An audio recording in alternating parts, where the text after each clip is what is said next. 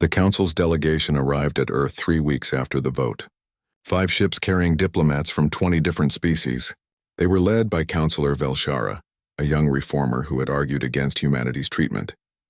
She was accompanied by Counselor Quentar, whose wisdom was respected even by those who disagreed with her. Counselor Thelvas was also there. His presence was required, but he looked uncomfortable. The architect of humanity's exclusion was now forced to beg for their return. They were received formally but coolly.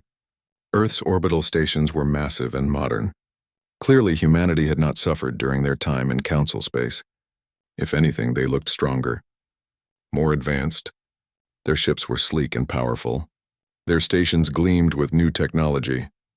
Ambassador Junho met them in a conference room on Station Unity. He was younger than Daehyun, perhaps 40 years old. His expression was polite but distant.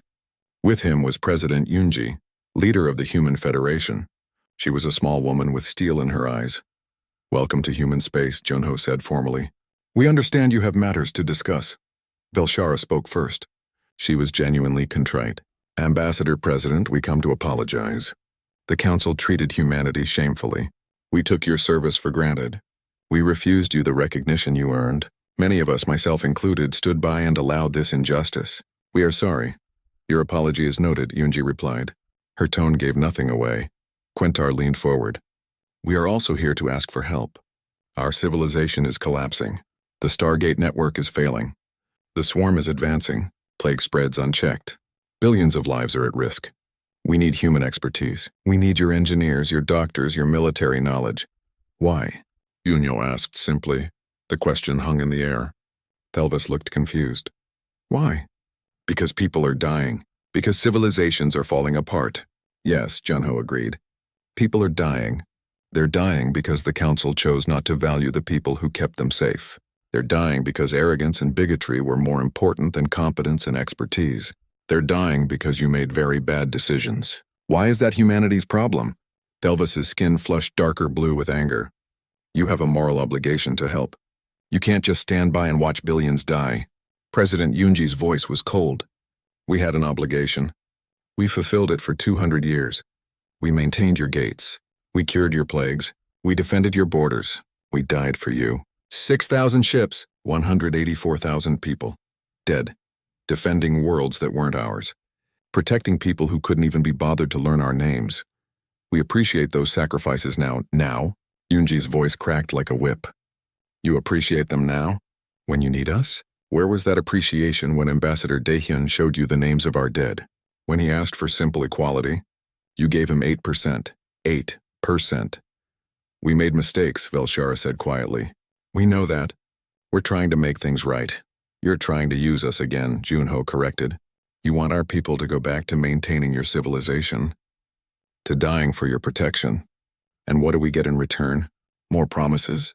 Another 200 years of probation?" "No," Velshara said firmly. "Full Council membership immediately. Equal voting rights. Representation on all major committees. Fair compensation for all services, retroactive to your original joining date. And reparations," Quentar added. "Financial compensation for the families of all humans who died in Council service. Recognition of their sacrifice. Memorials on Council worlds. And," Velshara continued, "complete restructuring of Council government. No more probationary periods that last centuries. No more exploitation of new members. Binding protections for all species. Real equality." Junho and Yoonji exchanged looks. The offer was substantial. Generous, even. Everything humanity had asked for and more. "No," Yoonji said. The delegation looked shocked. "No?" Thelvas repeated. "We're offering you everything you wanted. You're offering us what we should have had 200 years ago. What we earned with blood and sweat, and you're only offering it now because you're desperate. Because you need us. Does the reason matter if the outcome is just?" "Yes," Junho said quietly. "It matters. Because if we accept these terms now, we're accepting that we only have worth when you need us. That our value is conditional. That respect must be earned through suffering rather than being given as basic dignity." Velshara felt her heart sink. "What do you want then?" President Yoonji stood. "We want you to fix your own problems. We want you to learn that actions have consequences. We want you to understand that people are not tools to be used and discarded. People will die while we learn those lessons. Yes, they will. As our people died defending your borders, as they died maintaining your infrastructure, as they died curing your diseases. We mourned them alone because you couldn't be bothered to acknowledge their sacrifice. Perhaps now you'll understand what that feels like. The room fell into heavy silence. Finally, Quintar spoke. You're right. Everything you say is right. We failed you. We failed our own principles. If you refuse to help us, it's what we deserve. But I ask you to consider the innocent people suffering, not for our sakes, for theirs. We are considering them, Junho said. We think about them constantly. Do you know how many messages we receive each day from aliens we worked with? Nurses we trained, engineers we taught, civilians on border worlds watching the swarm approach. They're terrified. They're dying, and it breaks our hearts. Then help them. We will. On our terms. Yunji pulled up a holographic document. Here are humanity's conditions for providing aid. The delegation read through them in silence. The terms were harsh. Full council membership with expanded voting rights, not equal representation but weighted representation based on contribution. Humans would have significant power over council decisions. Complete financial transparency. Oversight of all council projects. The right to veto any decision affecting human interests. Massive reparations. A truth and reconciliation process examining the council's treatment of all probationary species throughout history. Binding reforms preventing future exploitation. This isn't partnership, Thelva said. This is dominance. You want to control the council? No, Junho corrected. We want to ensure we're never exploited again. We want to ensure no other species is exploited the way we were. These terms protect everyone, not just humans. If we accept this, the council will never be the same. Good. The council as it was deserves to end. It was built on the exploitation of those with less power, on taking advantage of species desperate to join, on treating people as resources rather than equals. The council should die. Something better should take its place. Velshara looked at her delegation. They were divided. Some looked angry, some thoughtful, some simply desperate. Can we have time to discuss this? Of course. We recommend you discuss it quickly, though. How many more worlds will the swarm take while you debate? How many more will die from the plague? The delegation returned to their ships. The debate that followed was bitter. Some argued they should accept any terms. Lives were at stake. Others insisted the terms were too harsh, too punishing. A few, like Thilvas, wanted to reject them out of pride. Counselor Quintar listened to them all. Then she spoke. We are arguing about pride and power while our people die. Every hour we delay, more lives are lost. The humans have us trapped, yes. They know we're desperate. But their terms are not unjust. They're simply holding us accountable. But they'll control everything. Someone protested. They already do, Quintar replied. They control whether our gates function, whether our people receive medical care, whether our borders hold.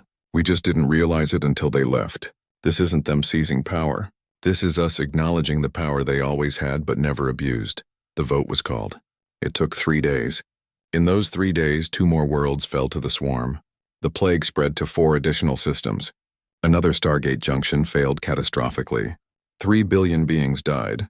Finally, the decision came. The council would accept humanity's terms. Counselor Velshara delivered the news personally. We accept your conditions. All of them. Please help us. President Yunji nodded once. Send us the complete casualty reports. Medical data on the plague. Tactical information on the swarm. Engineering assessments of the gate network. We'll deploy our people immediately. Thank you. Thank you, so don't thank us. We're not doing this as a favor. We're doing it because it's now in our interest to do so. Your gratitude means nothing. Your actions from this point forward mean everything. Within hours, human ships began departing for council space. Medical vessels loaded with supplies and personnel. Engineering teams with equipment and expertise. Military fleets with modern weapons and experienced crews. They moved with purpose and speed. At the defensive line, Admiral Keith watched as human warships arrived. He had been fighting a losing battle for months. His forces were exhausted. Morale was broken. Then Captain Bora's voice came over the fleet channel. Admiral Keth, this is Captain Bora of the Silent Shield. We have the line. Your forces can fall back and regroup, Captain. We tried to hold it. We tried to implement your tactics. I know, you did your best. Now let us do ours. Get your people to safety. We'll handle this. The human fleet moved into formation with practiced plea. The first week was uncomfortable but manageable. Stargate delays increased by a few hours. Some medical transports ran behind schedule. Defense patrols were less efficient. Council administrators filed complaints but assured everyone that the situation was temporary. Councillor Thelvis held a press conference. The human departure is unfortunate but not catastrophic. We have trained personnel ready to assume their duties. Our civilization has survived for 3,000 years. We will adapt to this minor disruption.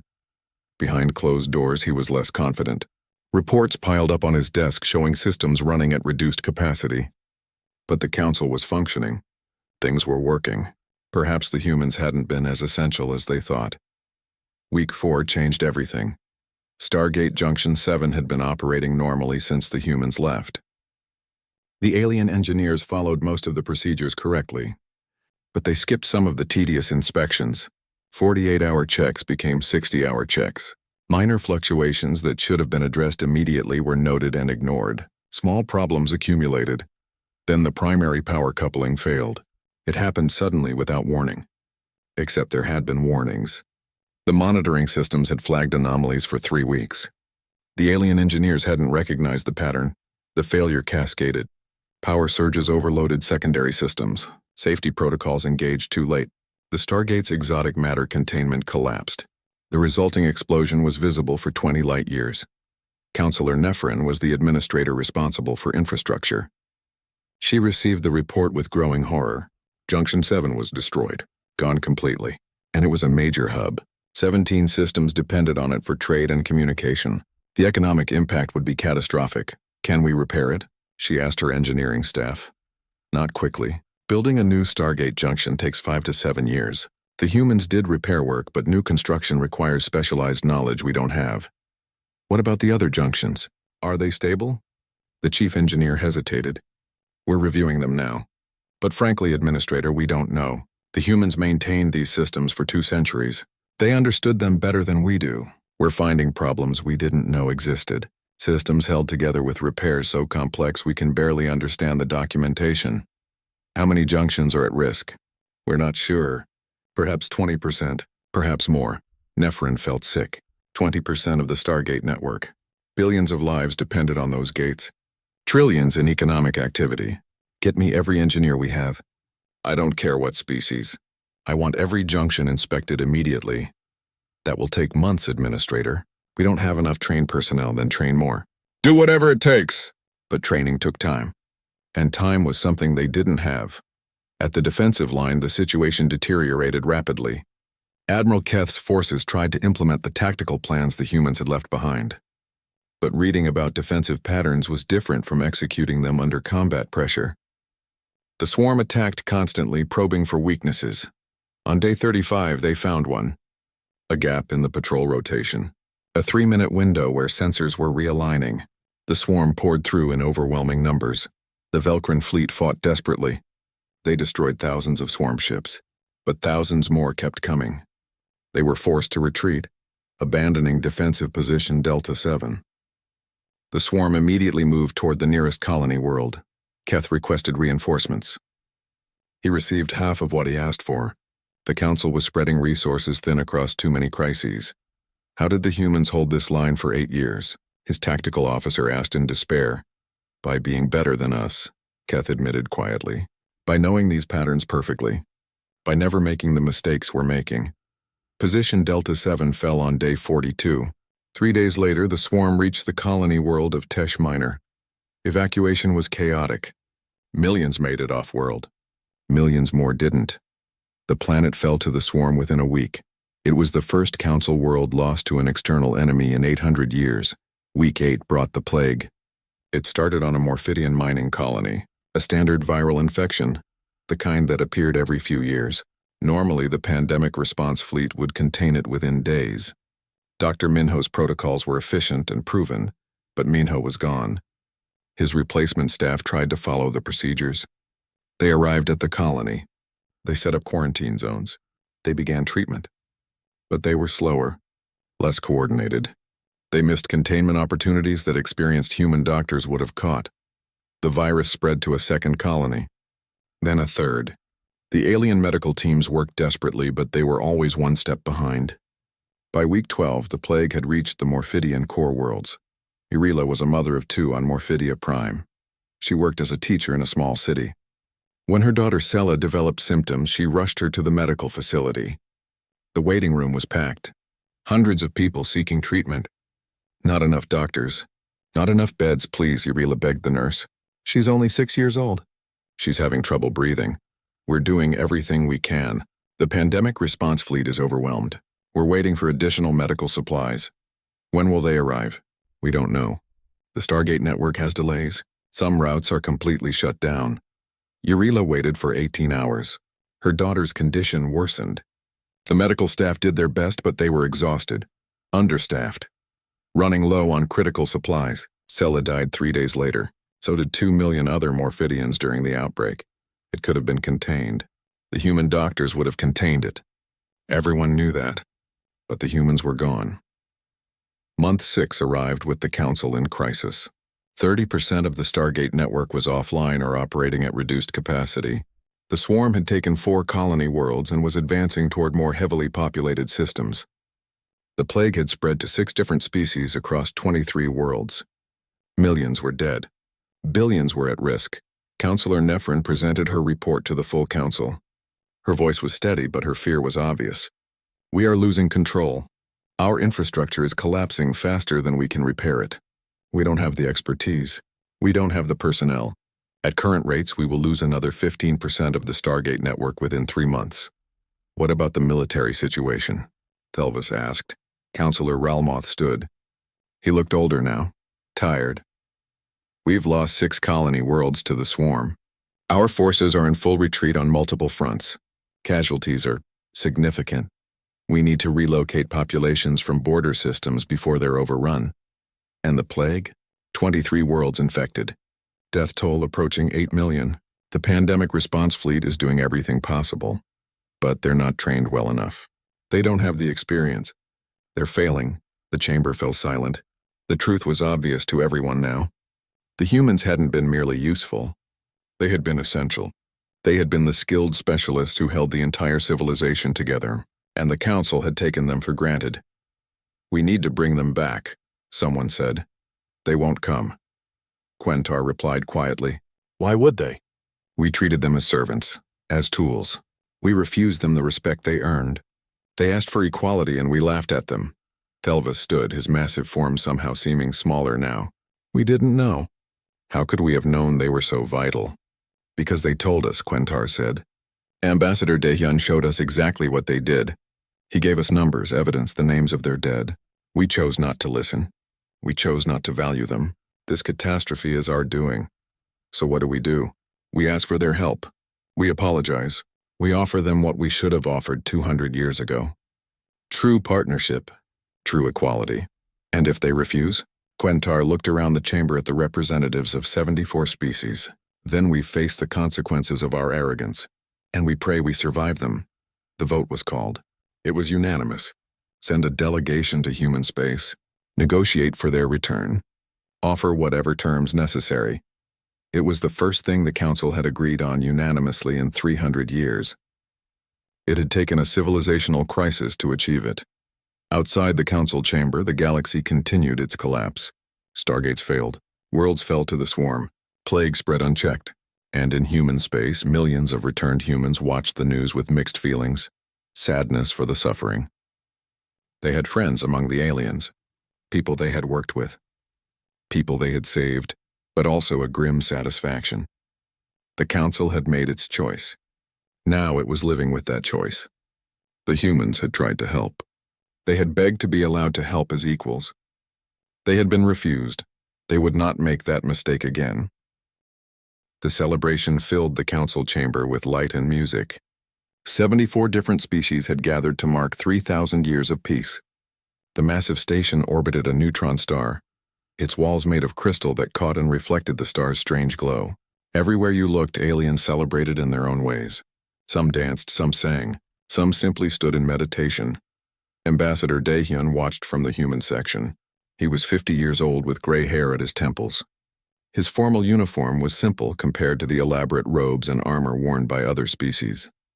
Around him, his small team of human diplomats waited quietly. They had no performance to give, no ancient songs to share. Instead, they had brought reports. The Velkrin were the largest species in the chamber. Counselor Thelva stood nearly 3 meters tall, his blue skin covered in ceremonial medals. He laughed loudly with other senior council members, his voice booming across the hall.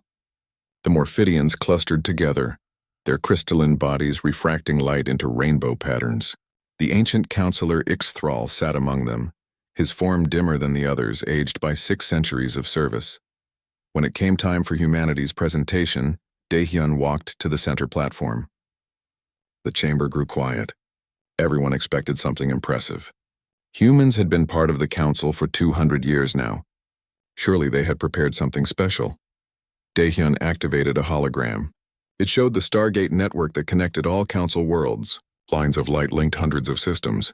In the past year, he said calmly, human engineers repaired 43 major Stargate junctions.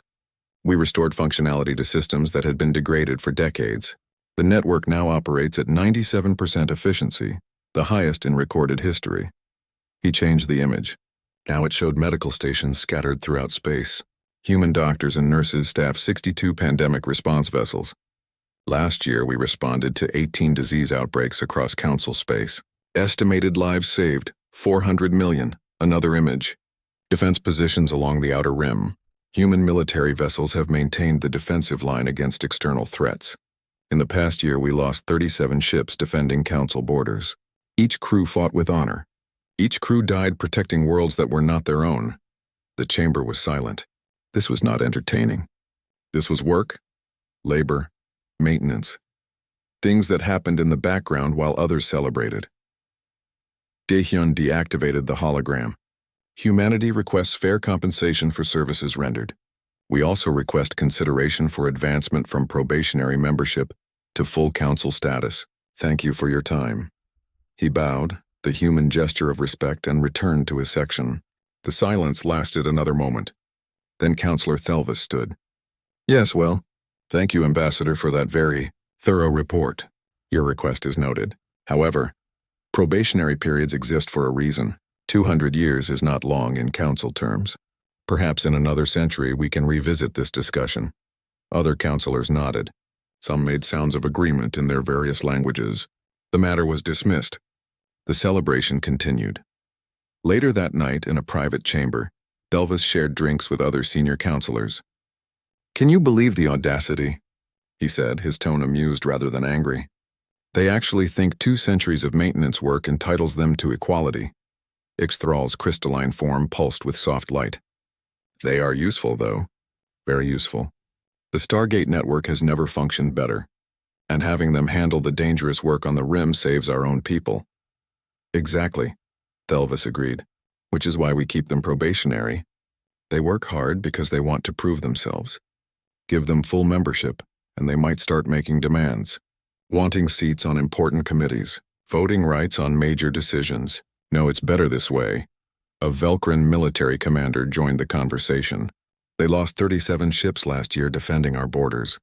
Do we not owe them something for that? Thelvis waved a massive hand dismissively. They volunteered for defense duty. No one forced them. Besides, we allow them to live in council space. That is payment enough for a young species. They should be grateful for the opportunity to serve. The others laughed. They refilled their drinks and moved on to other topics. In another part of the station, Captain Bora met with Ambassador Daehyun in a secured room. She was younger than him, perhaps 40, with sharp eyes that missed nothing. She commanded the human fleet known as the Silent Shield. Her uniform showed signs of wear from years of active service. They rejected it without even pretending to consider it, she said. It was not a question. Daehyun nodded slowly. They did.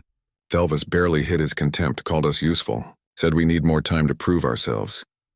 Bora placed a data tablet on the table between them. Casualty reports from the past 5 years. 184 human ships lost defending Council territory. That's over 20,000 people. 20,000 of our people died protecting aliens who can't even bother to learn their names. I know. Do we continue? How much more proof do they need? Daehyun was quiet for a long moment. Outside the window, the neutron star pulsed with its strange rhythm.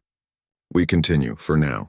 But I'm going to make one more formal request, a vote in 6 months. If they reject us again—" He didn't finish the sentence. Bora understood anyway. "You have a plan. I have several plans, all of them waiting for the right moment." He looked at her directly. "Can you hold the defense line for 6 more months?" "We can hold it for as long as you need us to. But Captain Jinho's fleet is exhausted. We've been out there for 8 years straight. Some of those crews haven't seen Earth in over a decade. Tell them 6 more months. After that, things will change." One way or another, Bora stood and saluted. "Yes, Ambassador. 6 months." After she left, Daehyun remained in the room alone. He pulled up files on his personal console. Lists of human personnel scattered throughout council space. Engineers maintaining infrastructure. Doctors saving lives. Soldiers dying in battles. Teachers educating alien children. Researchers sharing discoveries freely. Millions of humans working quietly, holding together a civilization that barely acknowledged they existed. He began typing a message. It was encrypted and would only be sent when he gave a specific authorization code. The message was simple. Protocol Exodus. All personnel prepare for immediate withdrawal from council space. Await final authorization. Ensure all training of replacement staff is complete. Document all procedures. Transfer all knowledge. Leave nothing unsaid. Leave nothing undone. When the time comes, we will depart with the same dignity we have always shown. Confirm receipt. He didn't send it yet. 6 more months. One more chance. One more vote, then they would see. Outside, the celebration continued into the night. The council marked 3,000 years of peace and prosperity. They did not notice the quiet humans in the corner, making their lists and checking their schedules. They did not think about the thousands of human ships at the borders, or the human engineers deep in the maintenance tunnels, or the human doctors in distant medical stations. They would notice. Eventually, they would notice when the humans were gone. Dawn came to the human quarters on Medical Station 14. Pilot Ji-won completed her final pre-flight check. She was 28 years old and had spent the last 6 years flying supply runs to remote stations. It was routine work, but she took pride in doing it well. Today would be her last run. She loaded the medical supplies carefully. Vaccines for a distant colony, antibiotics for a mining station, emergency surgical equipment for a frontier hospital. Everything secured properly. Everything logged in the manifest. Her co-pilot was Velkrin. He noticed her unusual quietness. "You seem different today," he said. "Just tired," Ji-won replied with a smile. "It's been a long week. The flight took 6 hours. She delivered supplies to 3 different locations. At each stop, she made sure the receiving staff knew exactly what they had received. She updated inventory systems. She answered questions about future deliveries. She was professional and thorough.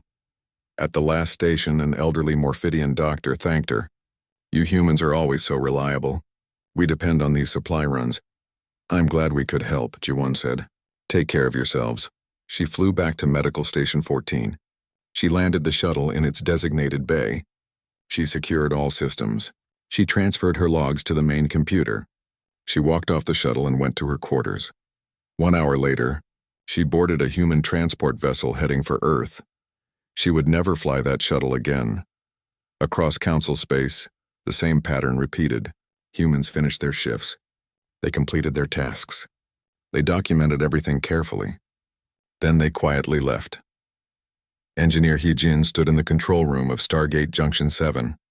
Around her, alien technicians worked at their stations. She had spent 3 months training them. They were competent now, if not expert. They could keep the Stargate running. They could handle routine maintenance. "Listen carefully," she told them. "I'm going to walk through the maintenance schedule one more time. The primary power couplings need inspection every 48 hours. Not 50 hours. Not 45 hours. Exactly 48. If you wait too long, you risk cascade failure." A Velkrin engineer looked confused. "We've been doing inspections every 72 hours. It has been fine. That's because I've been doing additional inspections you didn't know about. Every 48 hours. You need to follow this schedule exactly." She spent the next hour reviewing every critical procedure. She showed them maintenance logs going back 20 years. She explained warning signs they needed to watch for. She made them repeat the procedures back to her. "Do you understand?" she asked finally. They nodded. They understood the procedures. They didn't understand why she was being so thorough today. Yejin transferred the master access codes to the senior alien engineer. You're in charge now. Everything you need is in the computer system. All the documentation, all the repair histories, all the technical specifications.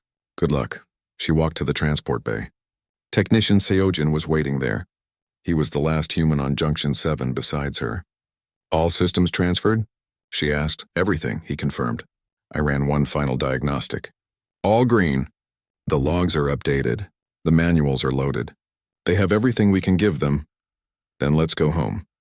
They boarded the human transport. The doors sealed behind them. As the ship pulled away from Junction 7, Seojin looked back at the massive Stargate installation. Think they'll be okay? If they follow the procedures, yes. If they get lazy, Hyejin shrugged.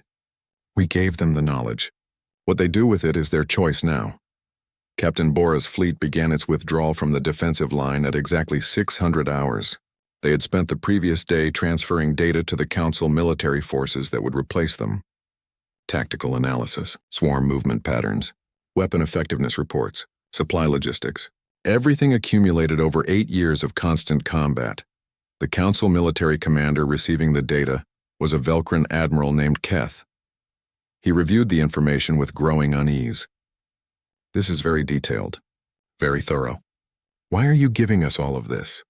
Because you'll need it, Captain Bora replied simply. The swarm is persistent.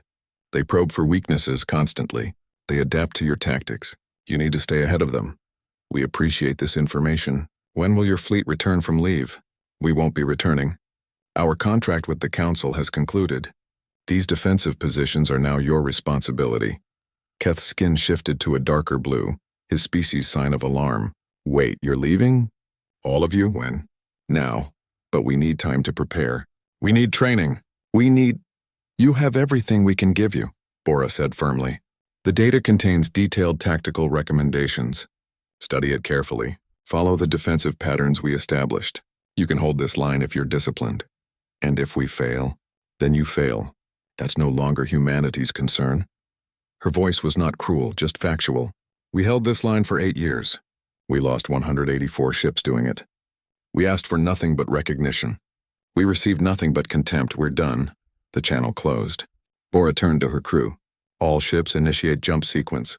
We're going home. The silent shield, humanity's defensive fleet, vanished from Council space. Behind them, the Velcran forces scrambled to fill the positions. They had the data. They had the tactical plans. But they didn't have 8 years of experience. They didn't have the instincts that came from constant combat. They would learn quickly, or they would die. Dr. Minho oversaw the shutdown of Medical Station Prime. His alien staff watched in confusion as human personnel packed their belongings and prepared to leave. Where are you going? Asked a Morphidian nurse who had trained under him for 2 years. Home, Minho said simply. But what about the patients? What about the fleet? The patients are stable. You and the other staff can handle their care. The fleet's operational protocols are all in the computer system. You've been fully trained. You can manage the pandemic response operations. But we've never done it without humans supervising us. Minho placed a hand on her crystalline shoulder. Then this is your chance to prove you can. I have faith in you. You're a good doctor. Trust your training. When will you return? I won't. The understanding hit her then. This wasn't a vacation. This wasn't temporary. The humans were leaving permanently. Why? What did we do wrong? You did nothing wrong. You've been an excellent student and colleague. This isn't about you personally. It's about the Council's decisions. We asked for equality. We were refused. So we're leaving. But people will die without you, perhaps. But those deaths are not our responsibility anymore. We fulfilled our obligations. The Council chose not to value our service. That choice has consequences. Minho walked through the medical station one last time. He checked on patients. He made sure all the equipment was functioning properly. He verified that all treatment protocols were documented clearly. He said goodbye to the staff members he had trained and worked with for decades. Then he boarded the transport with the other humans and left. Within 72 hours, every human had departed from Council space, medical stations, defense positions, engineering facilities, research centers, diplomatic embassies, educational institutions. Every location where humans worked was now empty of human personnel. They left behind documentation, manuals, training materials, data files, everything the aliens needed to continue the work. But they left behind no people. Counselor Ralmoth arrived at the defensive line 3 days after the humans departed. He found chaos. The Velcrin forces were struggling to maintain the defensive formations. The swarm was probing aggressively. Several positions had already been breached and hastily reinforced. "Get me Captain Bora," he ordered. "She's gone, sir. All human vessels jumped out of council space, then get her back. Order her to return immediately." "We tried, sir. She won't respond to our hails. Neither will any human vessel." Ralmoth felt cold fear settling in his chest. "Find Ambassador Daehyun, then." "He left council space as well, sir. The human embassy is empty. There's not a single human remaining in council territory." "What about their civilian populations? The humans living on council worlds?" "All gone, sir. They withdrew everyone. They're just gone." Counselor Thelvis received similar reports from across council space. Everywhere, humans had simply vanished. They completed their final tasks professionally. They left their workstations in order. They transferred all knowledge to alien replacements. Then they departed without drama or explanation. In the council chamber, emergency sessions tried to make sense of what was happening. Some counselors were angry. Some were confused. A few, like Quentar, were simply sad. "They tried to tell us," she said quietly. "Ambassador Daehyun asked for recognition, for respect, for simple equality. We refused. Did we really think there would be no consequence?" Thelvis slammed his massive fist on his desk. "They had obligations. Contracts.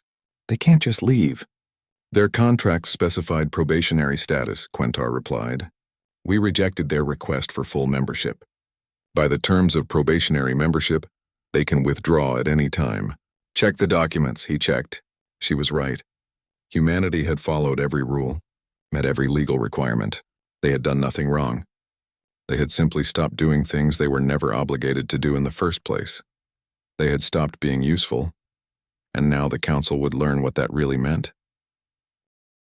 3 months passed slowly. The council continued its business as it had for 3 millennia. Trade agreements were signed. Disputes were mediated. The great machine of galactic civilization turned smoothly on its axis. But some counselors began to notice small problems. Stargate Junction 12 took an extra day to complete routine maintenance. Medical Transport 7 arrived 4 hours late to an emergency call. Defense Grid 9A reported slightly reduced patrol coverage. Nothing catastrophic. Nothing that would cause real concern. Just minor inefficiencies. Counselor Thelvis mentioned it during a military briefing. The humans seem to be slowing down. Are they trying to make some kind of point? The military coordinator checked the reports. All work is still being completed within acceptable parameters. They're just not operating at their usual speed. Perhaps they're tired. Then they should request additional personnel. That's what the proper channels are for. Engineer Heejin oversaw the human teams maintaining the Stargate network. She was a small woman with steady hands and an engineer's practical mind. She had spent 20 years working on these systems, training alien engineers who thought the work was beneath their dignity. Now she sat in her office on Stargate Junction 7 reviewing training schedules. "How many have we fully certified?" she asked her assistant.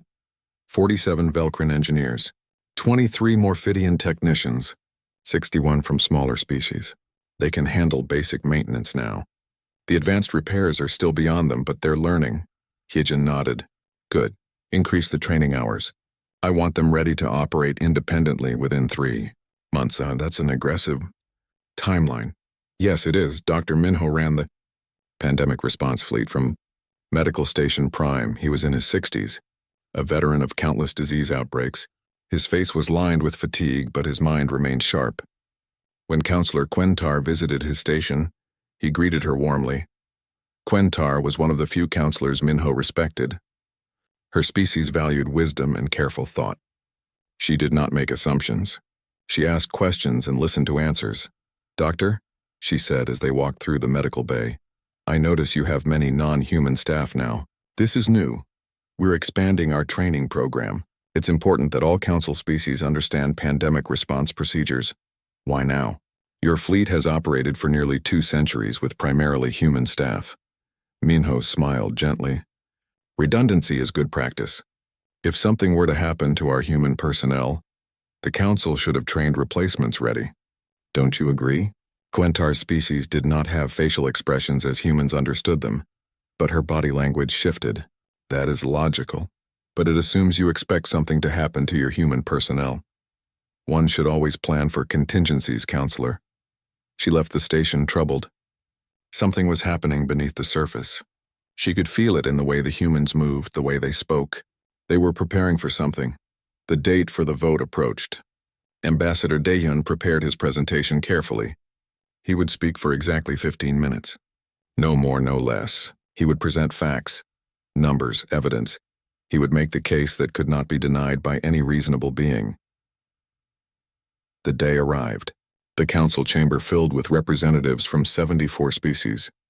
Daehyun stood at the central platform. Behind him, holographic displays showed humanity's contributions to council civilization. 200 years ago, he began, humanity joined the Galactic Council as probationary members. We were told that through service and dedication, we could earn full membership. We accepted these terms. We have served faithfully ever since. The display showed infrastructure projects. Human engineers have repaired or upgraded 68% of the Stargate network. Efficiency has increased by 43%. Travel times have decreased by an average of 37%. This benefits every species in council space. Next came medical data. Human medical personnel have responded to 216 disease outbreaks. Estimated total lives saved across all species, 463 billion. This includes 22 extinction-level pandemics that were contained before they could spread. Defense statistics appeared. Human military vessels have maintained defensive positions on 37 border sectors.